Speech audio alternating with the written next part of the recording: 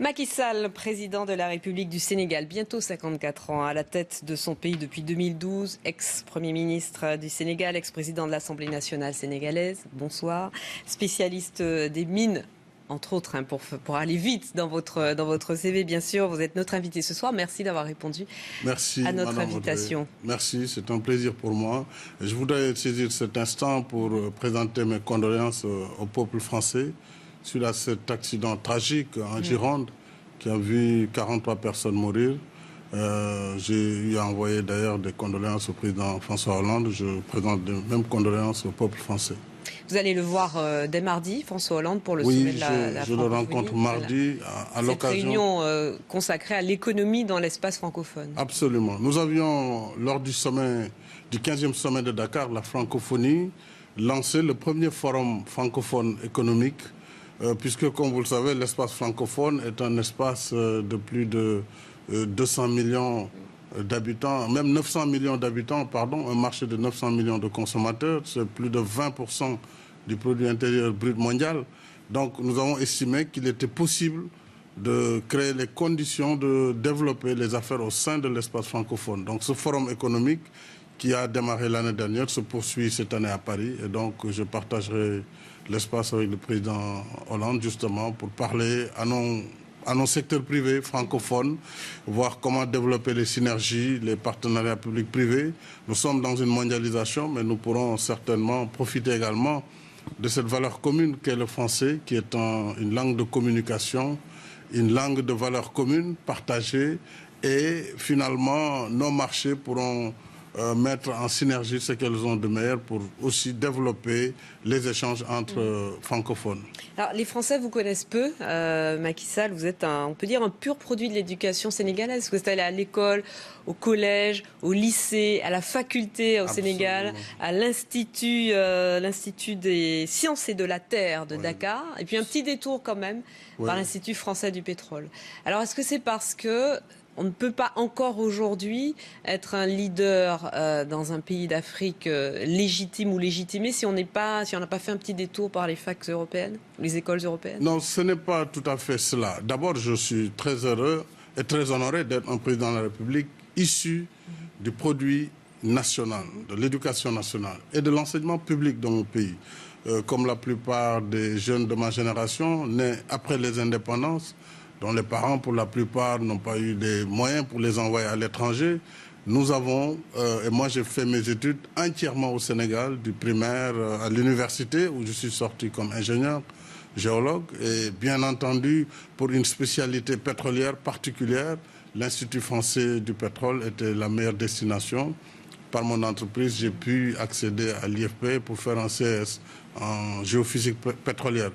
Donc ces spécialisations, oui, certaines nous ont encore besoin de venir en France ou d'aller dans certains grands pays. Mais je dois dire que nous avons un système universitaire aujourd'hui qui est tout à fait au point, qui forme des docteurs dans tous les secteurs. Mais pour la pointe et pour certaines spécificités, nous avons besoin d'une coopération qui se développe avec de grandes écoles comme l'école polytechnique X de Paris, comme d'autres grandes écoles ou grandes universités. Alors, on titre un président 100% africain, parce que je le disais, vous êtes pur produit de l'éducation sénégalaise. On vient de vous en entendre parler. J'imagine que vous vous sentez effectivement à 100% africain. On aurait pu presque titrer aussi un président 100% à gauche quand je regarde votre parcours. Alors, à gauche, mais très à gauche, hein, marxiste-léniniste, maoïste. J'ai lu que Mao était l'une de vos références. Ça, c'était encore aujourd'hui. Oui, vous avez raison. Pendant la période estudiantine, j'ai été maoïste, étudiant maoïste. J'ai quitté par la suite les mouvements de gauche déjà à l'université, étant conscient que, bien entendu, ma fibre n'était pas d'être marxiste-léniniste, mais je combattais à l'époque un système. Et vraiment, il fallait dire que la gauche sénégalaise a été la plus grande école de formation des jeunes élites. Et donc, si on devait s'engager, c'était pratiquement la seule destination. Et plus tard, je suis sorti, j'ai finalement embrassé le libéralisme à travers mon adhésion au PDS. Et depuis 1988, j'ai engagé cette philosophie libérale. Et donc, je suis un libéral social. Donc j'ai quand même gardé le caractère social. Vous gardez de ma Mao politique libérale. dans votre temple personnel. Vous le mettez au même niveau que Nelson Mandela, enfin sur la même marche que Nelson Mandela et le général de Gaulle. Je pense que Mao est quand même une grande figure chinoise qui a fait la révolution chinoise, la révolution de 1949. Mais à quel prix? Après sa grande marche. Oui, le prix, c'est toujours le contexte. Il est facile, après un contexte, de faire un bilan, mais c'est vrai qu'il y a eu des milliers de morts. Moi, je ne défends pas la politique à 100% de Mao, mais il a eu un mérite. Il a développé une philosophie, il a modernisé, il a tenté de moderniser la paysannerie chinoise et il a pu définir une stratégie qui a été payante face à Chiang Kai-shek et donc à travers sa grande marche. Ça, c'est incontestable. Il a entamé la révolution chinoise.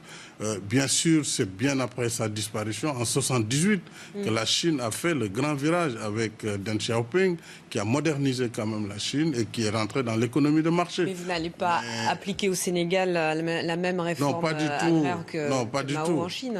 Non, pas du tout. Je ne me réclame pas du tout de la gauche ni du marxisme-léninisme. Je développe une politique libérale, mais avec une forte connotation sociale, puisque le libéralisme aussi, vous pouvez partir de la droite à la gauche. C'est un peu le centre-gauche, le centre-droite, ça dépend de ce qu'on met en œuvre, mais ce que nous voulons, c'est une politique qui s'inspire des politiques économiques, mais qui se base sur la philosophie de la liberté de l'individu dans un environnement où l'État aussi doit intervenir et réguler pour assister les plus faibles. La liberté de l'individu, jusqu'à quel point on vous reproche, notamment de ne pas avoir encore modifié le code pénal en matière de délit de la presse, par exemple? Non, ça c'est tout à fait inexact. Ce qui se passe, c'est que dans mon pays, il y a eu un débat qui a précédé mon arrivée à la tête du pays, où il y a eu un code de la presse qui a été engagé. Le gouvernement l'avait transféré au Parlement. Ce sont les députés qui n'ont pas voulu le voter. Ils avaient demandé une seconde lecture. Je me suis engagé à travailler pour la dépénalisation des délits de presse. De toutes les façons, vous ne verrez jamais, pendant ma gouvernance au Sénégal, un journaliste mis en prison pour un délit de presse. Non, mais il y a des journalistes qui sont interrogés, qui sont convoqués, qui sont interrogés par la police sur leurs sources. Mais c'est normal, lorsqu'on intervient sur une matière qui touche à la sécurité nationale, on doit être interpellé. Ce n'est pas parce qu'on est journaliste qu'on est au-dessus des lois. Mais chez vous, les journalistes... Ce délit de presse n'est toujours pas dépénalisé. Non, ce délit de presse ne l'est pas, mais les journalistes n'ont aucun risque au Sénégal, ça je le dis très clairement et je ne serai pas démenti. Nous y travaillons, j'ai même demandé à mon groupe parlementaire, qui est le groupe majoritaire, à reprendre le projet, à le nettoyer au besoin, mais à l'adopter prochainement au Parlement. Et je crois que les discussions sont en cours. En 3 ans, ça n'a pas été possible? Ça fait oui, mais ça ne dépend pas de moi. Si c'était un décret, on pourrait me le reprocher. C'est un projet de loi et c'est l'Assemblée qui avait refusé de voter. Donc il faut une seconde lecture ou carrément reprendre le dossier et le réintroduire après quelques réformes. Mais je pense que globalement, le Sénégal est un pays bien coté en matière de liberté de la presse. Ça dépend. L'organisation Reporters sans frontières le classe 71e sur 180. Je ne sais pas d'où il tire ce classement. J'aurais voulu qu'il me dise il y a tel journaliste qui est en prison, par exemple, pour son opinion. Ça n'existe pas, donc je ne sais pas sur quoi on se base pour donner ce classement. Est-ce qu'on peut dire de vous que vous êtes un bébé Wade? Je pense à Abdoulaye Wade, parce qu'avant d'être son pire ennemi, notamment, et on va en parler en raison des poursuites engagées contre l'un de ses fils, Karim, vous avez été son soutien pendant 20 ans. Vous avez voté à plusieurs reprises pour lui, vous avez animé ses campagnes, vous avez été proche, vous avez été son Premier ministre. Bien sûr. Est-ce que vous êtes un bébé Abdoulaye Wade? Je peux dire que, d'abord, ce n'est pas mon ennemi aujourd'hui. Je n'ai pas d'ennemi. Il a été mon adversaire. Je l'ai vaincu. Et c'est l'élève qui a vaincu le maître. Il a été mon maître en tant que leader politique. Comme je vous l'ai dit, quand j'ai quitté les mouvements de gauche, c'est après une pause, c'est vers lui que je suis allé, puisqu'il était le principal leader de l'opposition sénégalaise, figure charismatique qui a marqué l'histoire politique du Sénégal. Ce n'est pas en vain mot si on l'a appelé le pape du Sopi. De ce point de vue, je ne renie rien sur mon engagement à ses côtés, qui a été un engagement total, un engagement sincère. Et pendant 19 ans, nous avons cheminé 11 ans ensemble dans l'opposition. et 8 ans ensemble au pouvoir où il m'a appelé à ses côtés. Il m'a permis d'avoir de l'expérience d'État à ses côtés. Donc cela, je le reconnais et je ne regrette rien de tout ce qui s'est passé par la suite.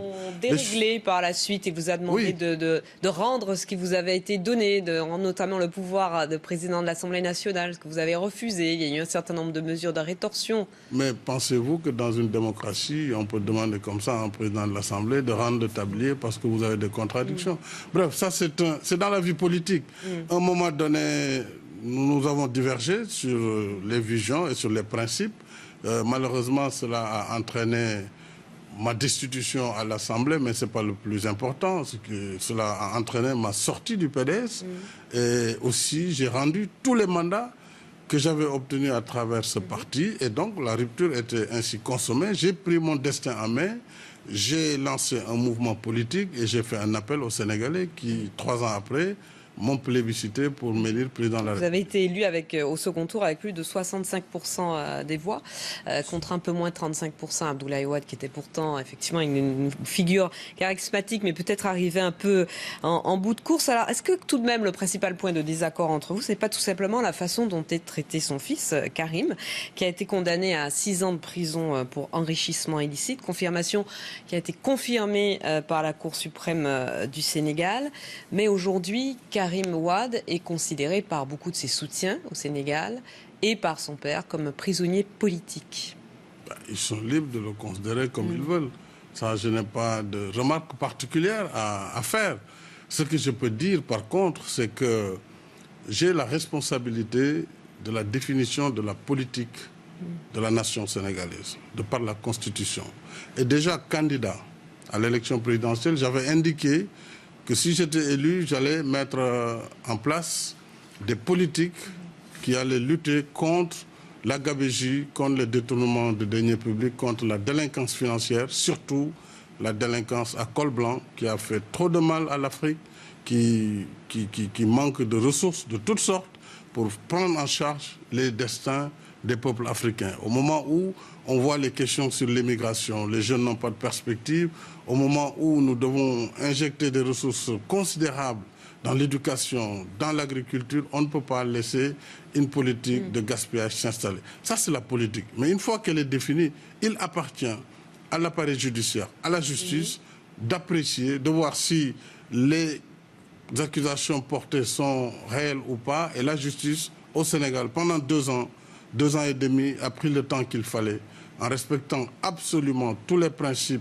du droit pour que les gens soient jugés. Tout le monde n'est pas d'accord sur ça, sur le respect des principes. Je vais juste rappeler pour les Français. On ne peut pas prôner l'unanimité. Pour ceux qui nous écoutent et qui ne connaissent pas tout de cette affaire Karim Wade, donc Karim Wade, fils d'Abdoulaye Wade, ex-ministre, lui Karim Wade, ex-ministre du ciel et de la terre, qui se voit reprocher de détenir un patrimoine sans rapport avec ses revenus, les revenus légaux de ses activités connues. Il y a une enquête qui a été ouverte dès octobre 2012, vous veniez d'arriver au pouvoir, elle a été close en mars 2013. Il a été jugé, il a été condamné, il ne pouvait pas faire appel de cette condamnation car, et c'est le projet. La preuve, il y a eu une... Il a fait une demande d'un deuxième procès que la Cour suprême a refusé. Il y a eu une cassation qui a été faite à la Cour suprême. Donc il n'est pas exagéré de dire qu'il n'y a pas d'appel. Alors qu'on peut, devant la Cour suprême, contester la décision de la Cour, alors donc le principe... Ce qui est contesté essentiellement par vos détracteurs, et pas seulement à l'intérieur du Sénégal, c'est le fait qu'il soit jugé par la fameuse Cour de répression de l'enrichissement illicite, qui est considérée par la Fédération internationale des droits de l'homme comme une juridiction d'exception, ne respectant pas les droits humains, et qui est considérée par le Conseil des droits de l'homme de l'ONU, et par plus précisément ce comité, ce groupe de travail de la détention arbitraire du Conseil des droits de l'homme de l'ONU, comme une juridiction, là aussi, d'exception qui ne respecte pas les droits humains. Ce groupe de travail a rendu un avis considérant que la détention de Karim Wade est une détention arbitraire. Alors, il y a beaucoup de choses à clarifier, Madame Pulvar. D'abord, il ne s'agit pas du Conseil des droits de l'homme des Nations Unies qui s'est prononcé. ce dossier n'est pas encore arrivé au Conseil des droits de l'homme. Donc les termes sont très importants. Il y a eu un groupe de travail qui travaille pour le compte de ce Conseil, qui doit faire des rapports.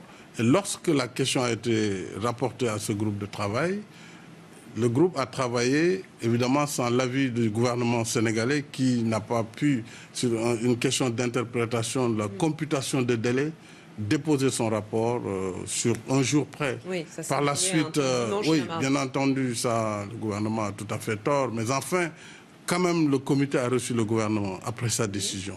Et je pense que je ne peux pas dire ici ce que le comité a dit au gouvernement. Nous attendons sa prochaine sortie pour savoir la suite à donner. Mais je veux dire simplement que le Sénégal est une démocratie incontestable en Afrique. Notre justice est réputée. Ce n'est pas un hasard si le monde entier, et en particulier l'Union africaine, a demandé à la justice sénégalaise de juger le président Hissène Habré. Donc ce n'est pas parce qu'il y a un cas particulier qui se pose, c'est le fils d'un ancien chef d'État, qu'on remet en cause la crédibilité de la justice sénégalaise. Ce n'est pas possible. Le Sénégal est un pays qui respecte les principes des droits de l'homme. Donc cette cour ça ne date pas d'aujourd'hui. Cette cour de répression de l'enrichissement illicite, elle est irréprochable selon vous? Cette cour, ce n'est pas moi qui l'ai créée. D'abord, je voudrais vous rappeler qu'elle a été créée. Elle prenait la poussière. Oui, elle a été créée en 1981. Permettez-moi de donner les informations précises. Elle a été créée en 1981. J'étais en terminale. Oui. Alors, cette cour a été créée par le président Abdou Diouf, qui a travaillé pendant quelques années. Ensuite, elle est rentrée en léthargie profonde. Vous l'avez parce que les gens n'ont pas voulu justement s'attaquer au problème de la corruption et de l'enrichissement illicite. Lorsque je suis arrivé, je l'ai réactivé. Tout comme j'ai créé par loi un office national de lutte contre la fraude et la corruption, qui celui-là ne s'adresse pas à la gestion antérieure, mais s'adresse à ma gestion et aux gens qui travaillent avec moi en ce moment.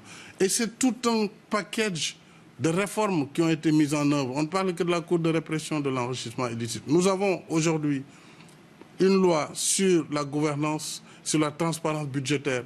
Nous avons une loi sur la déclaration de patrimoine pour la première fois au Sénégal.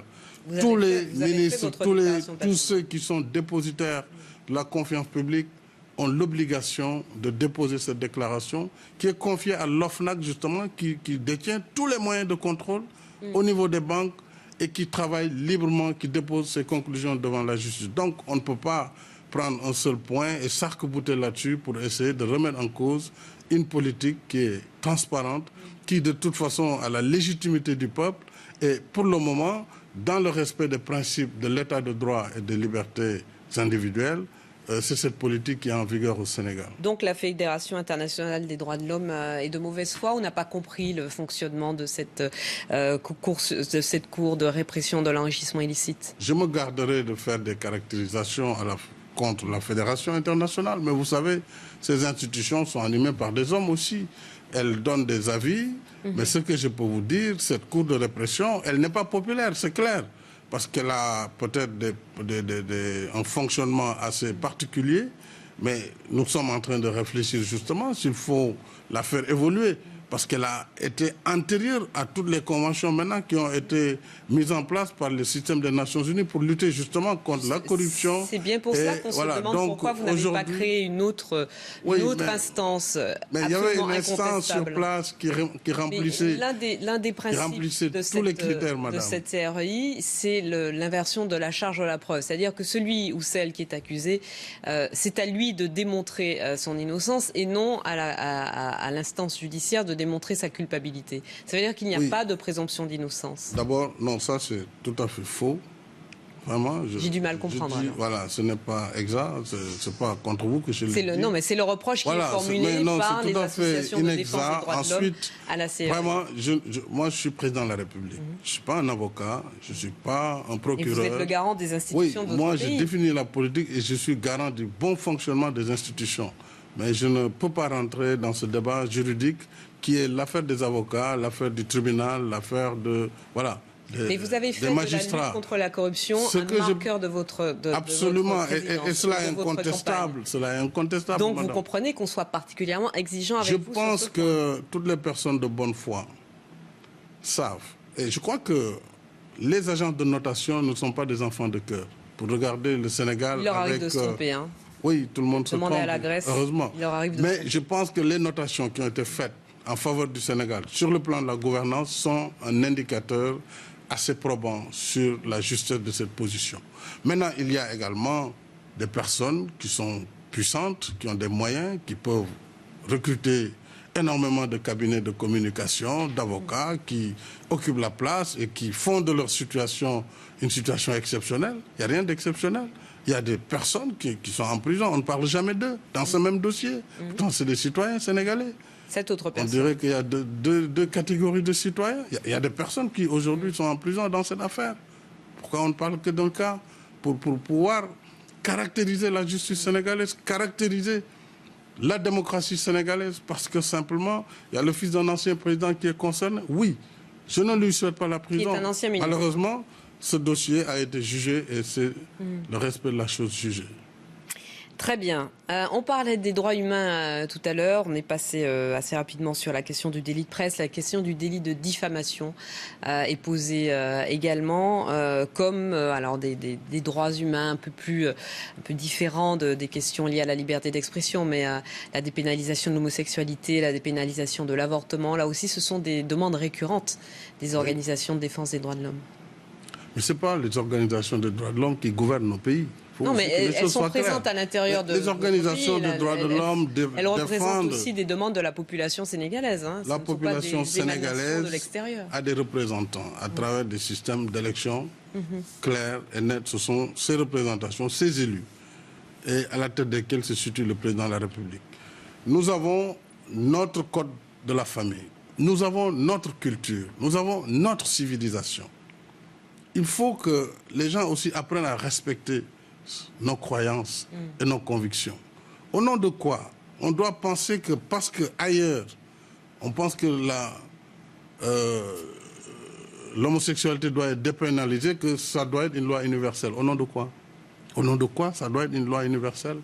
Il faut respecter. C'est un droit qui est considéré comme un droit humain élémentaire par beaucoup non, selon vous, c'est un droit... Écoutez, je dis il faut respecter, madame, le droit également pour chaque peuple de définir sa propre législation. Je ne vois pas pourquoi on doit nous imposer cette vision. Le problème, il est aussi simple. Mais nous avons des homosexuels chez nous. Ça veut dire qu'aujourd'hui, les associations de défense des droits des homosexuels au Sénégal auraient pignon sur rue, la possibilité de s'exprimer, la possibilité de faire campagne, par exemple. Ils sont libres. Ils sont libres. Ils sont libres de le faire. Sans aucune difficulté. Sans ça, je ne sais pas s'ils auront des difficultés ou pas. Pas avec le gouvernement, c'est sûr. Mais est-ce qu'ils n'auront pas de difficultés avec la société? Ça, c'est une autre affaire. C'est pourquoi je dis encore une fois, les gens doivent avoir la modestie de comprendre que tous les pays ne sont pas les mêmes, n'ont pas les mêmes histoires, n'ont pas les mêmes évolutions. Et chaque pays a son propre métabolisme. Et ça, on le voit aussi au plan politique. Alors, si la question de la liberté, de la dépénalisation de l'homosexualité se pose, en France, vous l'avez réglé d'une certaine manière par une loi, mais ailleurs, ça prendra plus de temps. Donc, il ne faut pas essayer de transférer ces problèmes. Ce sont des problèmes de société. Donc, chaque société doit apprécier selon ses capacités. Quel est votre point de vue à vous? Personnellement, je pense que les gens, ils ont la liberté de faire ce qu'ils veulent, ça les engage, mais ils n'ont pas la liberté d'imposer aux autres ce qu'ils sont. Voilà le problème. Qu'ils soient homosexuels, c'est leur problème. C'est pas mon problème. Moi, j'ai pas de problème parce que ça peut ne pas être un problème du tout d'ailleurs, ni pour eux, ni pour vous. Mais pourquoi vouloir imposer à tout le monde que les homosexuels doivent défiler, faire des gay parades, etc. etc. C'est cela le problème, parce qu'il y aura des réactions immédiatement. D'autres considéreront qu'on est en train de leur imposer un modèle de société. Et donc, les conflits naissent comme ça. Laisser les sociétés, chacune, absorber selon son niveau d'absorption. Mais ne pas essayer de forcer. Et pour la question du droit à l'avortement? Le droit d'avortement est abordé chez nous. Et d'ailleurs, il y a des évolutions positives dans le sens que déjà pour certains cas de viol ou d'inceste, l'avortement doit être autorisé. Nous sommes en réflexion et en discussion avec les sociétés, la société civile, avec les groupements de femmes qui travaillent beaucoup dans ce domaine, avec les chefs religieux également, qui ont également leur avis à dire dans ces questions. Et donc, je pense que dans un proche avenir, cette question devra être abordée au Sénégal. Vous parliez tout à l'heure du procès Hissène Habré qui effectivement se tient sur votre territoire depuis 3 mois. Le procès devant les chambres africaines extraordinaires pour crimes contre l'humanité, actes de torture et crimes de guerre. Est-ce que c'est un procès qui, selon vous, est exemplaire pour l'ensemble du continent africain? Oui, il est exemplaire en ce sens que c'est la première fois que l'Afrique, dans son ensemble, à travers l'Union africaine, demande à un État d'organiser un procès pour juger un ancien président de la République accusé de crimes contre l'humanité, de crimes de guerre, etc. Et donc, c'est la première fois que cela s'est passé. Le Sénégal a accepté d'organiser ce jugement avant même que je ne sois à la tête de l'État. Mais c'est sous ma présidence que les choses ont véritablement avancé. Et aujourd'hui, le procès est en cours. Donc cela veut dire que l'impunité est terminée. Et tout le monde doit le comprendre, que tout le monde doit être conscient des actes qu'il pose lorsqu'il a le pouvoir et qu'il exerce au nom de ce pouvoir des décisions qui pourraient demain le rattraper lorsque justement des crimes graves sont commis par ce dépositaire de la puissance publique. Maintenant, pour le reste, je crois que c'est un procès. Je m'abstiendrai de faire une quelconque appréciation. Il appartient à la justice là aussi de tirer l'affaire au clair. Est-ce que d'autres dirigeants africains devraient, selon vous aujourd'hui, d'autres dirigeants en exercice, répondre de leurs actes? Mais tout le monde doit répondre de ses actes, qu'on soit président ou citoyen. Maintenant, évidemment, les chefs d'État ont une immunité, ça c'est un fait. Faudrait-il aussi que les actes se posent et qu'une instruction soit faite, etc. Mais il est difficile lorsqu'on est en activité d'attraire un chef d'État devant la justice. Barack Obama a fait une tournée, ce qu'on a appelé une tournée africaine il y a quelques mois. Il vous a fait, j'imagine, le plaisir, ou en tout cas, il a eu l'honneur de vous rencontrer. Il a fait l'honneur au Sénégal de vous rencontrer. Et il a beaucoup appelé, justement, les chefs d'État africains leurs responsabilités devant leur peuple, au compte qu'ils avaient à rendre devant leur peuple. D'où ma question sur l'exemplarité de ce procès d'Hissène Habré qui se tient au Sénégal. Est-ce que d'autres chefs d'État en exercice devraient, selon vous, répondre de crimes ou d'actes contraires au mandat qui leur a été confié? Je ne connais pas d'abord de chefs d'État qui soient... Ils sont tous irréprochables? Non, je ne dis pas qu'ils sont irréprochables, certainement pas. Mais je ne connais pas de chef d'État qui soit coupable aujourd'hui d'actes graves, de crimes contre l'humanité ou de crimes de guerre. Et si ça doit être le cas d'ailleurs, la CPI, pour les pays qui sont membres de la Convention, du traité de Rome, membres de la CPI, et il y a l'Union africaine certainement qui, si ces dossiers se posent, pourra se prononcer. Mais les contradictions politiques du moment ne peuvent pas valoir quand même d'attraire les chefs d'État devant des juridictions d'exception, comme les chambres africaines qui ont été mises en place justement pour ce procès particulier. Un mot et un commentaire de votre part sur la situation au Congo, avec ce référendum organisé par Sassou Nguesso pour éventuellement prolonger son pouvoir, prolonger sa mainmise sur son pays. Vous savez, c'est un sujet difficile. Difficile en ce sens que toujours l'Afrique doit recevoir les modèles de démocratie qui sont des standards. Ça a commencé après le discours de la Baule, où on a forcé la marche des États africains vers la démocratie. Cela a entraîné positivement d'ailleurs un certain nombre de conférences nationales dont que le Congo a connu aussi, la RDC, le Bénin, un certain nombre de pays africains ont connu ces conférences nationales qui ont fini par adopter des constitutions qui sont celles aujourd'hui qui font l'objet pour la plupart de ces révisions, puisqu'il a été fixé à ces occasions la limitation des mandats à 2 mandats. Bon, est-ce que c'est pertinent? Est-ce que ce n'est pas pertinent? Ça, c'est de la politique. Ce que je peux dire simplement, c'est que, comme j'ai eu à vous le dire tout à l'heure, s'agissant des questions de société, en matière démocratique, nous avons des principes universels que nous devons partager, qu'on soit africain, américain, européen, riche ou pauvre, ce sont des valeurs communes de démocratie, de liberté, de respect des droits de l'homme. Maintenant, chaque pays a son histoire propre.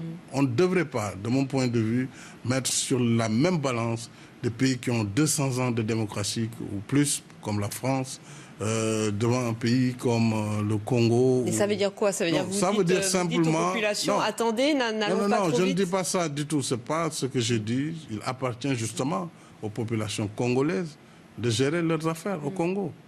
C'est ça, il n'appartient pas à un Sénégalais comme moi de dire au Congo, voilà ce que vous devez dire, ni à un Français de dire au Congolais, voilà ce que vous devez dire. Il faut qu'on laisse la souveraineté au peuple de se prononcer, de se battre, d'organiser leur démocratie. On peut aider un peu quand ça coince, mais on ne peut pas, à marche forcée, imposer une vision. C'est-à-dire, moi, je suis rétif à ce genre de comportement. Peut-être parce que et celui qu'a eu Barack Obama quand il est venu. Oui, mais c'est que fait la leçon. Barack Obama, malgré tout le respect qu'on lui doit et l'amitié, il y a des questions sur lesquelles nous sommes en divergence fondamentale, totale. C'est la question de l'homosexualité, nous l'avons dit. Alors donc, je dis encore une fois que nous sommes des démocrates. Nous avons une histoire assez pénible. L'Afrique a une histoire assez pénible depuis plusieurs siècles. Alors, depuis l'esclavage, la colonisation, aujourd'hui, on est dans l'essai de la démocratie, qu'on nous aide à aller vers la démocratie, mais qu'on évite ces schémas qui sont des schémas forcés. On l'a vu avec la Libye et on a vu le résultat. On l'a vu aujourd'hui avec beaucoup de pays. L'Irak, c'est l'État islamique qui prend le relais. Donc, il faut avoir un peu de souplesse et avoir la modestie quand même de regarder aussi les problèmes en face. Moi, je ne défends pas ceux qui essayent de capturer les pouvoirs dans leur pays. Mais je dis simplement que essayons de voir ce qui se passe dans chaque pays et d'aider le peuple, tout en respectant sa souveraineté. Voilà ce que je dis. Un peu de souplesse, donc, demandez-vous, Macky Sall. Oui. On parle un peu du Sénégal qui marche bien, avec effectivement un taux de croissance qui reste inférieur au taux de croissance moyen en Afrique, mais qui ferait rêver beaucoup de dirigeants européens, puisque vous êtes à peu près à 4,5%. 4,9 cette année, on devait être à 5, 7, mais je pense à la fin 2015, nous serons probablement à 6. Compte tenu du bon comportement hivernal et compte tenu des récoltes records que nous avons eues, tant dans le domaine du riz que de céréales et de l'arachide, nous devrions atteindre probablement les 6%, je l'espère. Et ça, c'est déjà véritablement presque les objectifs fixés dans le PSE, qui sont des objectifs de croissance à 7% sur une longue période. Le plan pour le Sénégal, le PSE, émergent. Le plan pour le Sénégal émergent, avec un taux de chômage qui varie du simple au triple. On trouve, personnellement, je ferai des chiffres, 12% de la population, 32, 36% de la population. C'est toute la difficulté des statistiques en Afrique. Encore une fois, c'est la raison que nous n'avons pas les mêmes réalités. En Afrique, l'essentiel de l'économie est informel. C'est le commerce, le petit commerce, la cordonnerie, la mécanique, qui n'est pas structuré et qui n'est pas dans le schéma organique de l'économie. Alors, ce que nous essayons de faire, c'est de formaliser progressivement, ça peut prendre du temps, de formaliser progressivement tous ces métiers qui alimentent des centaines de millions de familles en Afrique. Si vous prenez le cas du Sénégal, nous avons, sur une population de 13,6 millions, seulement moins de 400 000 salariés. Mais nous avons plus de 2 millions de travailleurs informels, paysans, cordonniers, etc. Et alors, comment mettre en place une vraie politique de développement si les chiffres sont aussi aléatoires et si effectivement une telle part du nombre de travailleurs, une telle part de la force de travail échappe au recensement, échappe à l'impôt, échappe à la cotisation sociale, par exemple. Tout à fait, c'est tous les défis que nous avons de rendre plus informel le secteur économique. Et nous avons engagé ces réformes. Nous avons engagé ces réformes en organisant d'abord les professions, la formation elle-même, ensuite les professions, que ce soit les emplois ruraux, comme les emplois urbains. Nous avons lancé toute une politique d'abord de recensement aujourd'hui de tout ce secteur informel pour arriver à avoir des données statistiques beaucoup plus fortes et beaucoup plus crédibles. Le taux de chômage, moi je le situerais entre 16 et 18-20% maximum. C'est-à-dire que c'est beaucoup en effet, mais nous avons aussi une population très jeune. Je dois vous dire qu'au Sénégal, 65% de la population a moins de 25 ans et 65%. Plus de 70% n'ont pas encore 35 ans. Donc c'est une population très jeune. Quand on parle du chômage, on parle de la population active. Donc c'est à la fois important, mais relativement correcte si on intègre tout ce qui est informel et qui n'est pas pris en charge dans les statistiques officielles. Vous allez parler de développement économique de la francophonie, de la zone francophone avec François Hollande et avec d'autres chefs d'État et de gouvernement de pays francophones. C'est encore plus facile de se développer quand on est en paix. Or, vous êtes voisin de pays qui connaissent le terrorisme, la guerre, l'infiltration par l'organisation terroriste État islamique. La menace de Boko Haram n'est pas bien éloignée non plus. Que peuvent faire les Européens, puisque l'Union européenne est aussi votre interlocuteur, que peuvent faire les Européens pour aider ces pays africains à retrouver la paix et la stabilité? Vous avez raison, madame, d'évoquer cette question de la sécurité et du terrorisme, qui aujourd'hui est devenu un nouveau défi pour l'Afrique, en plus du défi du développement, de la maladie. Mais la sécurité occupe les premières places.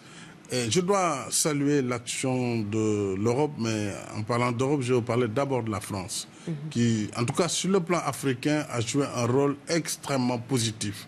Il faut dire les choses. Quand c'est positif, il faut le dire sans complexe.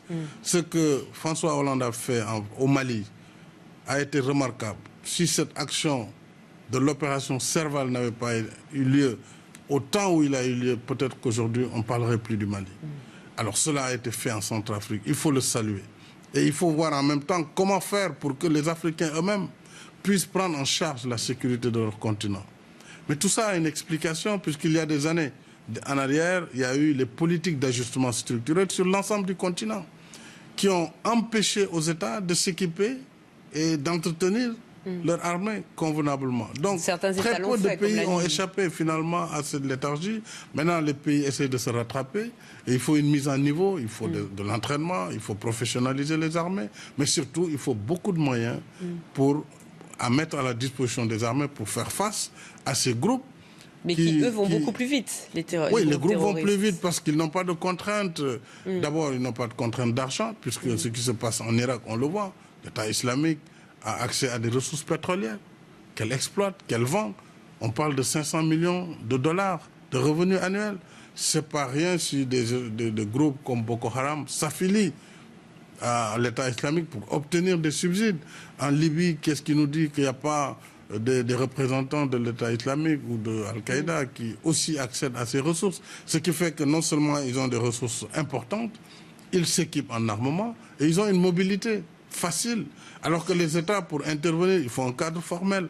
Il faut les Nations Unies. Pour une résolution, il faut 2 mois, 3 mois. Donc pendant ce temps, évidemment, les groupes armés, eux, opèrent en toute impunité. Mais qu'attendez-vous aujourd'hui de l'Europe? Qu'attendez-vous de la France? Je vous pose la question parce que le Maroc voisin s'est plaint à plusieurs reprises, et notamment lors des attentats du musée, lors de l'attentat du musée du Bardo, du fait que la France, au-delà des beaux discours, n'aidait pas réellement au quotidien le Maroc à faire face à la Tunisie, pardon, je confonds avec l'attentat du Bardo. La Tunisie s'est plainte du fait que la France ne l'aidait pas au jour le jour à faire face à la menace terroriste. Je pense que la Tunisie est un pays ami qui se bat pour contenir le terrorisme dans son pays et qui doit être aidé, accompagné. Je pense que la France fera ce qu'elle peut, mais la France toute seule ne peut pas être présente partout en Afrique. Ça, c'est évident. Elle n'en a pas les moyens, malgré sa volonté et déjà les moyens énormes qu'elle met en Centrafrique, au Mali, et sa présence sur le continent. Il faut que l'Europe participe pleinement dans cette campagne, puisque si les questions ne sont pas réglées chez nous, le chemin, il est droit. Après le Mali, le Niger, c'est la Libye, après c'est la Méditerranée. Et puis l'Italie, la Grèce, la France, c'est évident. Donc les questions qui se posent chez nous aujourd'hui sont des questions qui vous intéressent directement, puisque les problèmes sont globaux. Il faut une solidarité globale, il faut une action commune pour non seulement aider les États à disposer de moyens adéquats, moyens financiers, technologie. Nous avons les hommes qui savent se battre, qui se sont toujours battus, qui étaient là pendant la Première Guerre mondiale. Quand vous allez aujourd'hui à Verdun, à la Somme, il y a des centaines de milliers d'Africains qui sont morts pour la France, pour la liberté. Aujourd'hui, ce sont les mêmes descendants qui sont dans nos armées, prêts à mourir pour la liberté et la démocratie. Mais nos États n'ont pas les moyens de faire face, puisque tout le monde sait ce que coûte une campagne militaire. en permanence alors que nos urgences sont ailleurs, c'est la santé et l'éducation. Globalité également face à la question de la crise migratoire. Vous allez participer à Malte à un sommet sur cette question. Que peut dire le Sénégal sur cette question de la crise migratoire qui a un aspect un peu différent pour ce qui concerne votre pays, puisque la migration, elle existe évidemment, mais c'est plutôt une migration économique. Je récuse le terme migration économique. En tout cas, ce ne sont pas des Sénégalais qui fuient la guerre, comme dans d'autres pays. Il y a une caricature qui est faite, vraiment, que les Africains récusent. C'est-à-dire, on ne peut pas dire que tous ceux qui sont africains et qui migrent, c'est-à-dire qui bougent, qui viennent étudier, travailler, repartir, faire des affaires, sont des migrants économiques. C'est pas juste. Ça ne correspond pas à la réalité. Encore une fois, les réfugiés en Europe, ce n'est pas les Africains. Ils font moins de 4% en Europe. Globalement, les réfugiés globalement. Donc, je sais que la question est sensible en ce moment parce que quand il y a une crise, évidemment, tout le monde est crispé. Mais le vrai problème qu'il y a, et nous avons été tous très touchés, Européens comme Africains, sur le drame qui se passe dans la Méditerranée. Près de 20 000 morts, 2 000 morts, autant pour moi, dans la Méditerranée. 2600, presque 3 000. 2600, 3 000 morts. Je ne dirais pas dans l'indifférence, mais enfin, sans réaction appropriée. Maintenant, heureusement, depuis Pâques, depuis le dernier naufrage qui a fait près de 1200 morts, avec l'appel du pape, avec la décision des leaders européens, enfin, les gens ont essayé de regarder la question du côté du Sud. En même temps, il y a eu l'arrivée massive des réfugiés syriens. Bien sûr, ils doivent être accueillis parce que ce sont des réfugiés qui ont perdu leur patrie, il y a eu plusieurs centaines de milliers de morts en Syrie. Il est logique et nous sommes pour cette solidarité. Mais faudrait-il dire que oui, ceux qui viennent de Syrie, c'est la guerre, ce sont des réfugiés. Tous ceux qui viennent du Sud, ce sont des réfugiés, des immigrants économiques. Ce serait très dangereux et ce ne serait pas rendre justice à l'Afrique. Mais la volonté des Africains, ce n'est pas d'envoyer des immigrés en Europe, c'est de développer nos pays et de donner des perspectives à notre jeunesse. Donc nous voulons travailler avec les Européens dans des schémas durables, pas dans des politiques de barricades qui de toute façon ont montré leurs limites, mais dans des politiques de développement en amont, dans les pays d'émission, pour donner des perspectives à la jeunesse africaine. Il nous reste à peine une minute, Macky Sall. Je voudrais votre point de vue sur la question du réchauffement climatique avec la conférence internationale sur le climat qui va se tenir à Paris. Beaucoup de ce qu'on a appelé des petits pays, et notamment des îles, se sont organisés pour réclamer un objectif très contraignant concernant le réchauffement climatique. L'Afrique est évidemment concernée par ce changement climatique. Je soutiens totalement la position de ces pays insulaires qui vivent directement les menaces du réchauffement climatique avec tous les risques d'inondation, de tsunami, bref, de toutes ces catastrophes naturelles qui pourraient les emporter très vite. Je pense que Paris sera un succès. D'abord, il faut saluer l'effort du gouvernement français et du président Hollande pour que Paris soit une réussite. Et je pense que des engagements contraignants devront être pris, puisque s'ils ne sont pas pris, ça veut dire que si nous ratons la transition énergétique après le sommet de Paris, le monde va prendre de gros risques sur son avenir. Vous avez d'une part des pays développés qui ont accès à la technologie et qui sont les plus grands pollueurs pour l'essentiel. Tous n'ont pas le même niveau de pollution. S'ils ne prennent pas la responsabilité de contribuer à aider les autres pays pour qu'ils ne suivent pas leur modèle de développement et qu'ils n'utilisent pas une énergie propre, c'est toute notre planète qui va subir les conséquences. Donc, je pense que Paris sera une occasion rêvée pour enfin décrocher cette grande signature pour le Fonds vert du climat. En tout cas, l'Afrique compte là-dessus pour ne pas commettre les mêmes erreurs que l'Europe et les États-Unis et la Chine. Et l'énergie propre, nous pourrons nous engager si les autres s'engagent. Merci beaucoup. Merci Macky Sall d'avoir fait ce détour par notre plateau à l'occasion de votre séjour à Paris pour ce forum économique de la francophonie. Je vous remercie. L'info continue sur iTélé, spécial rugby, donc pas de politique week-end. On se retrouve pas demain, quelques jours de vacances, mais dimanche prochain avec Pierre Moscovici pour 18h politique. Merci beaucoup.